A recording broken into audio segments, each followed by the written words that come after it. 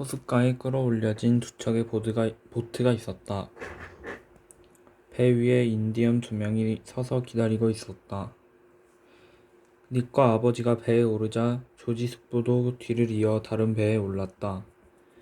그들이 배에 타자 인디언들이 뒤에서 보트를 밀었다. 배가 미끄러지자 인디언들은 재빨리 올라타 노를 젓기 시작했다. 두 척의 보트는 어둠을 가르며 서서히 앞으로 나아갔다. 닉은 아버지에게 안기듯 기대어 있었다. 저편 보트에 노젓는 소리가 훨씬 앞쪽에서 들려왔다.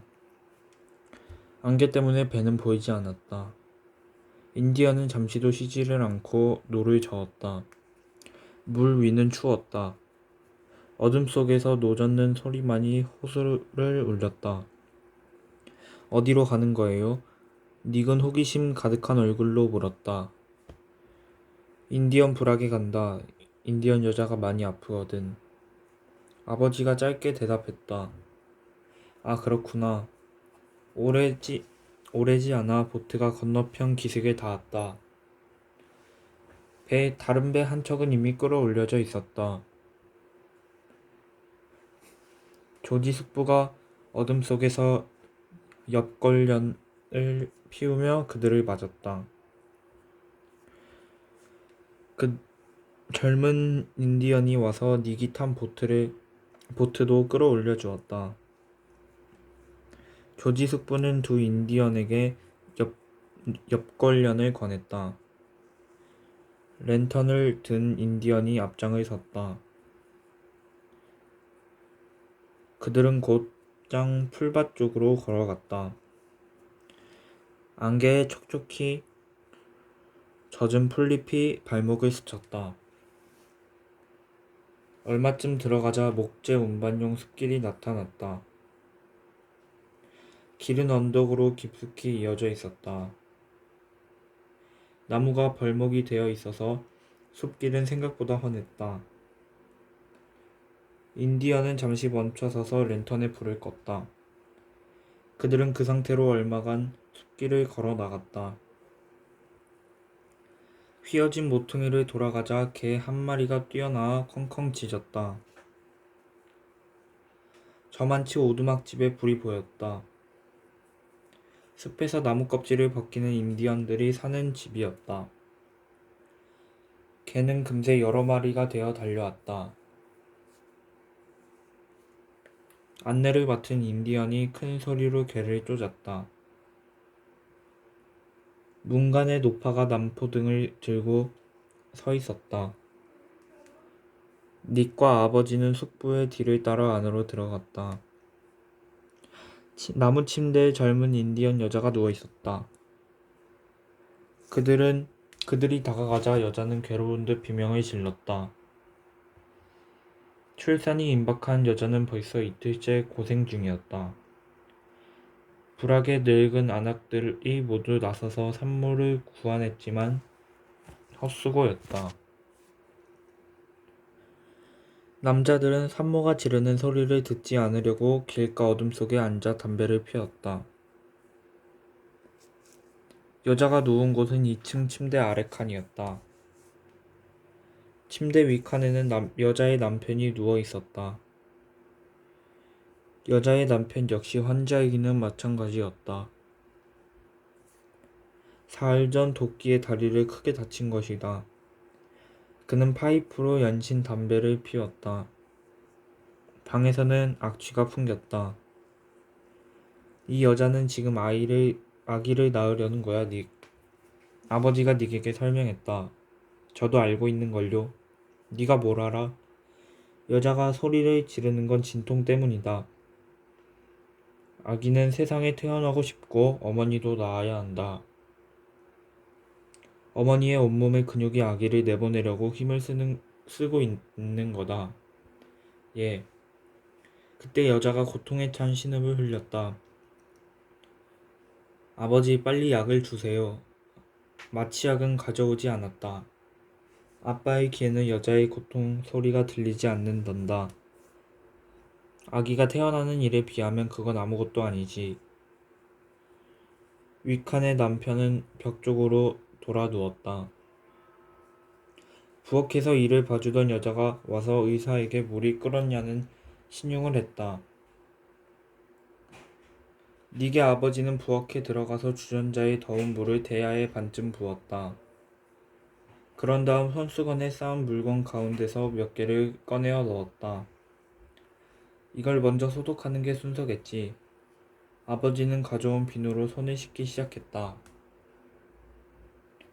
닉은 아버지가 두 손을 문지르고 있는 것을 물끄러미 바라보았다. 아버지는 꼼꼼히 구석구석 손을 씻었다. 닉, 아기는 보통 머리부터 태어난단다. 하지만 꼭 그런 건 아니지. 그런 때가 골치가 아픈 거다. 이 여자도 어쩌면 수술을 해야 할지 모르겠다. 조금 지나면 알 수 있을 게다. 아버지는 손을 씻고 여자를 진찰하기 시작했다. 수술을 해야겠군. 덮고 있는 이불을 치워다오, 조지. 내 손은 아무것도 만지지 않는 게 좋을 테니까. 조지 숙부와 3명의 인디언이 여자를 꽉 잡았다. 여자는 고통에 찬 듯 몸을 비틀었다. 그러다가 조지의 팔을 물어뜯었다. 빌어먹을 인디언 같으니. 숙부는 아픔을 이기지 못하고 비명을 질렀다. 보트를 저은 젊은 인디언이 숙부를 보고 싱긋 웃었다. 닉은 아버지 옆에서 잠자코 대야를 들어주었다. 수술은 한참 걸렸다. 여자의 사타구니 사이에서 마침내 아기가 울음을 터뜨렸다. 아버지는 아기를 안고 찰싹찰싹 엉덩이를 때린 뒤 노파에게 넘겼다. 사내의 아이구나, 닉. 아버지가 말했다. 그래, 수술 도와주는 기분은 어떠니? 전 아무렇지도 않아요. 닉은 눈길을 다른 곳으로 돌리고 대답했다. 이제 끝났구나. 아버지는 무엇인가를 대야에 넣었다. 닉은 이번에도 보지 않았다. 수술을 했으니 이제부터 배를 몇 번을 꿰매어야겠다. 보든 말든 너 좋을 대로 해라. 닉은 여전히 보지 않았다. 호기심 따위는 이미 사라져버렸다. 후후 녀석도. 아버지는 수술을 마치고 일어섰다. 조지 숙부와 새 인디언도 일어섰다. 조지 숙부는 자기 팔에 물린 자국을 손으로 쓱쓱 문질렀다. 젊은 인디언은 아까의 일이 생각난 듯 웃었다. 소독약을 발라줄게, 조지. 아버지가 말했다. 인디언 여자는 기절이라도 했는지 눈을 감고 있었다. 얼굴에는 핏기가 전혀 없었다.